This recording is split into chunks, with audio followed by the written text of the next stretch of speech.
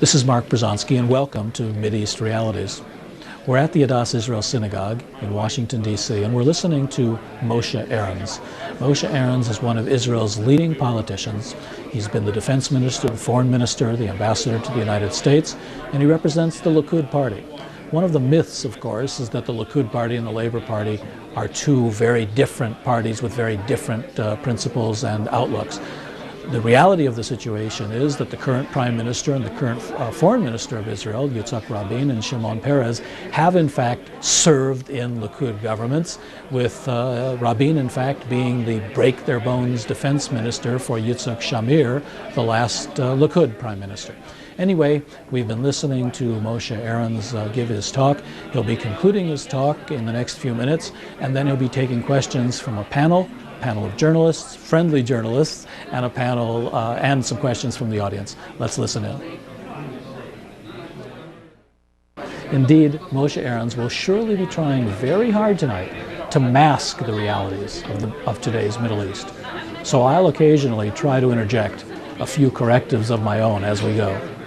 Probably not consciously an effort being made to bring down the Shamir government. Something that actually did happen, and I think was, in some measure at least, connected with the policy that was being practiced by the Bush administration towards the Shamir government. The irony of it all is that shortly after Shamir was defeated in the election, shortly after Likud was defeated in the election in June of 1992, Mr. Bush also was defeated in the elections in November of 1992. Both men were defeated by a very narrow margin, so that it didn't take much to have brought about a different result, and I think therefore it is not inconceivable that the fact that many amongst the American electorate who felt dedicated to the U.S.-Israeli relationship and who could not bring themselves to vote for Mr. Bush because the image that had been created of an antagonism, a confrontational posture towards Israel, that many of those who did not vote for him may be for the deciding vote that brought about his defeat. Today we are not far from a second round of elections. Elections in Israel and the United States are usually, not always, held just about at the same time in November, in a year that is divisible by 4. Our elections are now scheduled to be held in November of 1996, just as the coming elections in the United States. And at least by looking at the polls today, it looks like the Labor victory in 1992 might have been almost accidental in nature. Polls in Israel today indicate that the Likud would gain a sizable majority or gain significantly more votes than the Labor Party would. It is important to point out that the platform on which Rabin was elected, by this very narrow margin, he has a 1-vote margin in a 120-member parliament. The platform that he was elected on is totally dissimilar from the policy that he's pursuing. And as a matter of fact, I suppose nobody in Israel would argue with the statement that if Rabin, during the election campaign, had said that he wants to negotiate with the PLO and sign an agreement with Arafat, that he's prepared to give up control over the Golan Heights to Syria, he never would have been elected. There was a total reversal in his position after the election, and whether he really had a moral mandate for what he's doing is something that each and every one of you, I think, can judge for yourself. I think I'm probably running out of the 15 minutes that you've assigned to me, and I'm sure we'll get a chance to get back and talk about many of the things that I've not mentioned. It's no surprise to you to hear that I'm not in agreement with the policies of the present government. I think the Oslo Agreement was a very bad mistake. I think that is becoming apparent to many, possibly even to Mr. Rabin, who was a signatory to that agreement. And if you ask yourself, now what was behind that mistake? And many people in Israel went along with Mr. Rabin, saying, after all, this man has so much experience. This man has devoted so much of his life to the defense of Israel. He's been chief of staff, he's been defense minister, he's been ambassador to the United States, he's been prime minister in a previous tenure, let's go along with him. He must know what he's doing. Nevertheless, the question is asked, well, how is it that a mistake like that was made, or what was behind it? I think the answer to that is that it was basically a misconception based on abandoning a realistic view of what the Middle East is all about, of the societies that we're confronting, of the fact that this is not just an ethnic conflict between Jews and Arabs, that this is a conflict between two cultures, that the culture that characterizes much of the Arab population living in the area is a culture of violence. It's a culture that breeds terror. It's a culture of intolerance. And although I'm sure this will change, I'm not despondent, and I don't think that the Middle East and the Arab world will remain frozen in this present state forever, as far as the eye can see.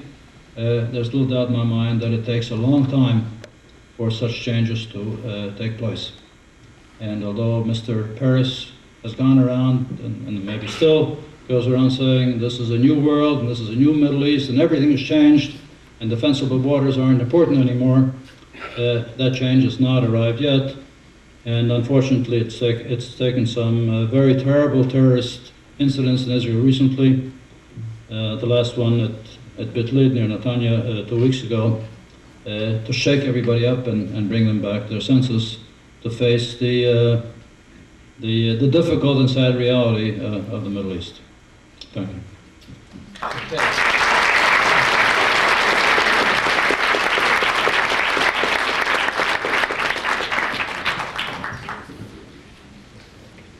Thanks very, very much, Ambassador Arens. I'm just going to say a couple of brief things about each of our panelists. I have a longer bio of each person here, but I think that you all know them. Margaret Warner is now Chief Washington Correspondent for the McNeil-Lehrer NewsHour. We've all seen her on CNN's Capitol Gang. She was the diplomatic correspondent for Newsweek, and she also covered the White House at one time. She is deeply experienced in Middle Eastern affairs. Margaret, why don't you start off with the first question? Great. I want to call you Mr. Minister because the whole time the three of us traveled with Secretary Baker and went to Israel many, many times, you were a minister rather than an ambassador. And what you should know about the three of us is that we've probably had more cups of coffee together in the King David lobby than most of us care to remember, waiting for Minister Arens and Mr. Baker and others to come out and tell us what was really going on. I think probably most people in the audience would really like to hear about what you think, where Israel should be headed now, but let me just ask you one question about what you deal with in your book. You said that you thought that Bush and Baker really helped engineer the downfall of the Shamir government. Could you tell us just briefly 2 or 3 things that you thought contributed to that, or do you really feel that it brought about the downfall of the government, apart from many, many other factors that were at work there? Some things are coming to light even now, after more than 4 years have passed, and one that doesn't relate directly to your question, but is indirectly related to it, is the fact that the Labour Party and Labour Party leaders had contacts with the PLO during the time that they were members of the National Unity Government led by Yitzhak Shamir, during a time when this was illegal by Israeli law, and that they had contacts with the PLO just prior to the Israeli elections, in an attempt to get the PLO to use its influence to increase the number of votes that the Labour Party would get from the Arab population in Israel, who are Palestinians in every sense of the word, except for the fact that they are citizens of Israel. I mention that only because in the book I point out that Labour Party leaders, ministers in our government, sitting with us around the government table, were in contact with the administration here, and to some extent participated in collusion behind the backs of the people who were officially designated by the Israeli political system to represent the State of Israel, the Prime Minister and the Foreign Minister. But I think the outstanding example, which no doubt had a direct effect on the election results in Israel, was the question of the loan guarantees. And I know that frequently this has been misunderstood or sometimes even misrepresented as having been a request by Israel for $10 billion of additional aid over and above the aid that it had gotten in past years from the United States. Actually, as the name implies, it was a request for the United States government to provide guarantees for loans that Israel would take from banks or financial institutions and that Israel would repay. So no significant amount of money was required. And these loan guarantees were asked for by Mr. Shamir in order to help Israel cover the cost of absorbing the over 500,000 immigrants that arrived in Israel during those years from the Soviet Union or the republics that were once part of the Soviet Union. And so there was this great human dimension in this issue. And Mr. Shamir made, in my view, a tactical mistake in that he explained to the people of Israel that these loan guarantees were absolutely essential for Israel's future. Absolutely essential for Israel to be able to absorb the immigrants that were so badly needed and who needed Israel as a haven that were coming to Israel. Now, the Bush administration, President Bush, made it perfectly clear that if there was one man in Israel who would never get these guarantees, it was Mr. Shamir. And this was just on the eve of the elections, and there's no doubt that the signal that was sent that the Labour Party would get these guarantees, but the Likud would not, had a significant effect on the election outcome. But if I could just follow up, my recollection was that what the Bush administration wanted was absolute guarantees that the loan guarantees wouldn't be used to settle any immigrants or current Israelis in the territories. And I guess my question is, do you think in the midst of this whole Madrid process, which is when this all took place, the United States could have permitted its backed loans to be used for that purpose and still been regarded by the Arab parties as an impartial negotiator, as a whatever the phrase was, a negotiator in good faith? Well, the administration, Secretary Baker personally was given ironclad assurances in my presence by the Prime Minister that these loans, guaranteed by the U.S. government, would not be used to fund settlement efforts in Judea, Samaria, or Jerusalem. And Mr. Bush made a point of the fact that he opposed any building in the eastern part of Jerusalem as well. It wasn't just a question of Judea and Samaria. And the response we got from Secretary Baker was, he said, money is fungible. I think this was the first time that Mr. Shamir learned what the meaning of the word fungible was. And he said, it doesn't matter if you say you're not going to use the loan money for settlements, it'll make other money available, and we're not going to be a party to that. Well, I've been asked frequently whether this is not justified. If the United States provides Israel with assistance, in this case with guarantees, and under other circumstances with actual grants, doesn't the United States have a right to demand of Israel that it change its policy, that the government of Israel change its policy? Well, it may legally have that right, but in my view, this is totally off the mark and it's unprecedented. Because after all, there have been in the past, I'm sure there will be in the future, differences of opinion between Israel and the United States. Difference of opinion between the United States and other democratic countries, the United States and France, the United States and Britain. But I think that it has not been done, and it should not be done, in terms of the interests of the United States, of the country involved, of the relationship between these countries, that assistance that is given be utilized as a lever in order to force a democratically elected government to change its policies. The Reagan administration was never crazy about settlements in Judea and Samaria. But it never used that issue as a lever or as a hammer to beat Israel over the head and to try to force its government to change its policy. Mr. Bush knew enough about Israeli politics to know that Mr. Shamir, in the political scene as it existed in Israel, in terms of the beliefs that Mr. Shamir had, was not capable of making that change. And so in effect what he was saying is, you're not getting these guarantees as badly as the Russian immigrants may need them. Our next questioner is Barry Schweig, but before I introduce Barry, I just want to note that you all are invited to submit questions on blue index cards, and I was reminded to tell you about that. I was not reminded as to how you get the blue index cards.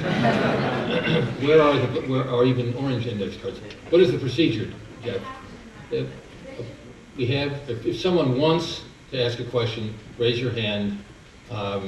We will pass out a card, and we will select the most tasteless questions, and I will repeat them.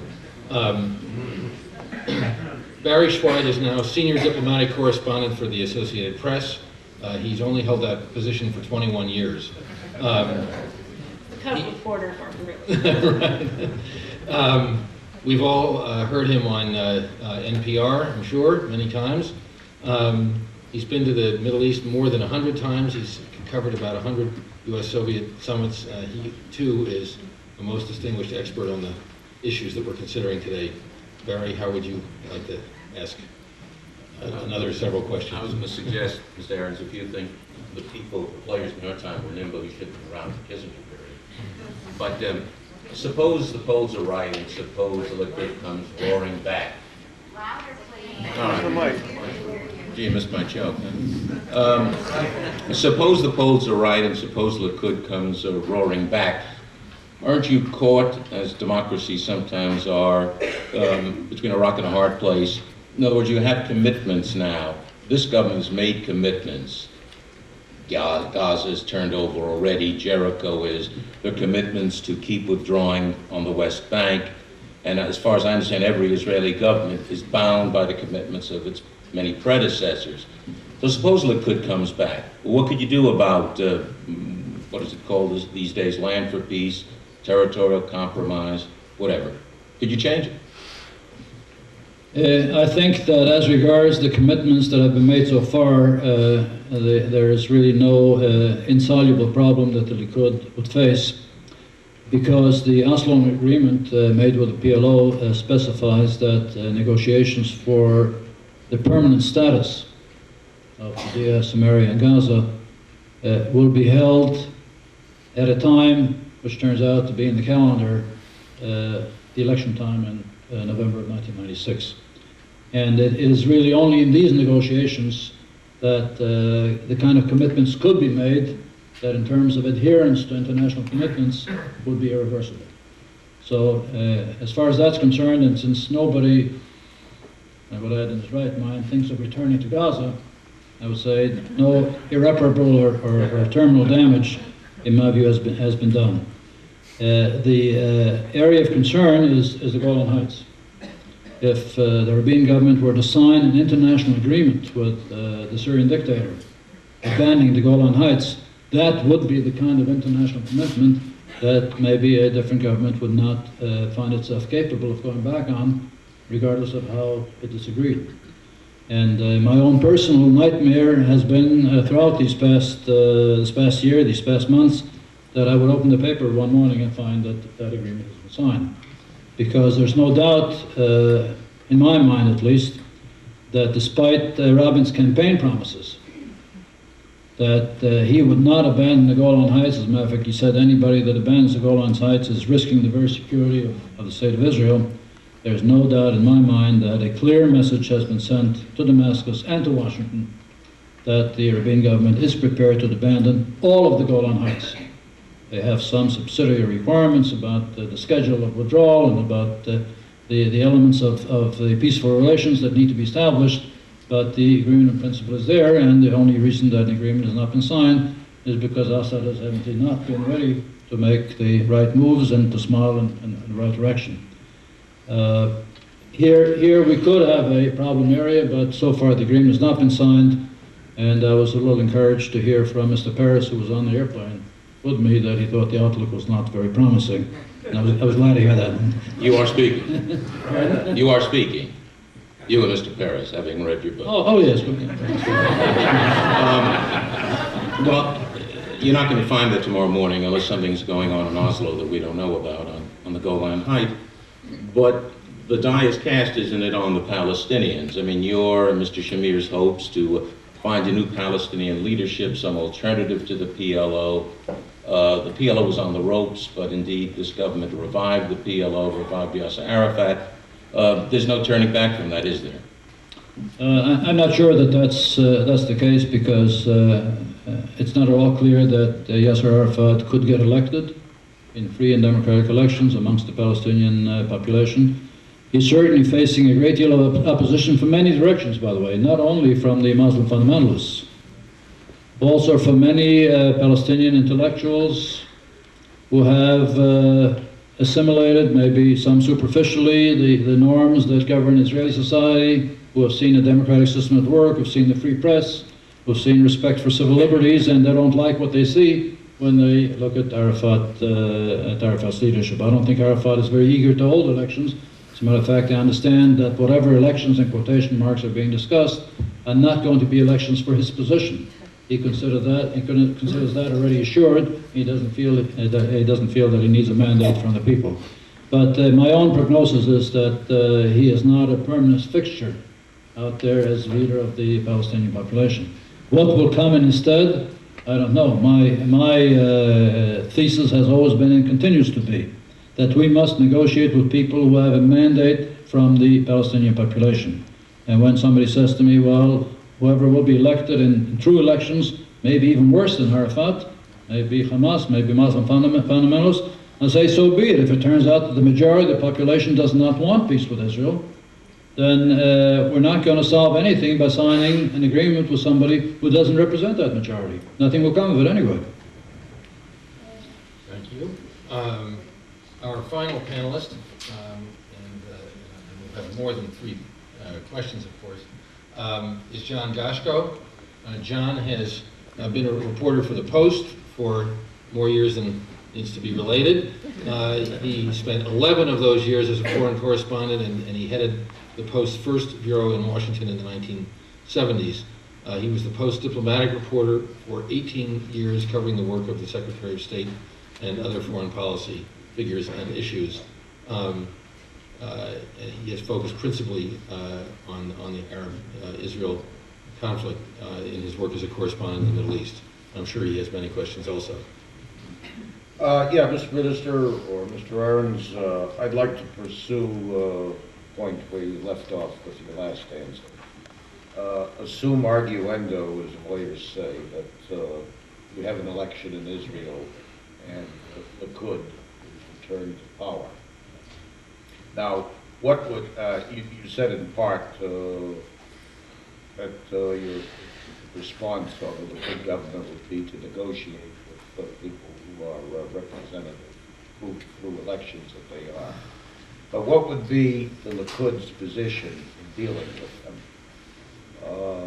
One of the fundamental differences that you have had between the Likud, which is my understanding of all the conversations that I've had with you and other members of the bloc, is that in some not yet specifically defined way, the West Bank, or Gaza and Judea and Samaria, excuse me, should be permanently associated with Israel.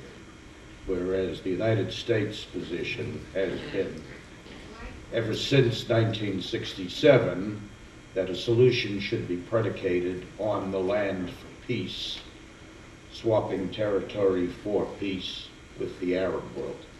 How would you, this time around, how would the Likud attempt to bridge the gulf between U.S. policy and its basic position? Well, the question, as far as we're concerned, is really not one of bridging the gulf between U.S. policy and our policy, but one of addressing in an effective manner the problem that we in Israel face.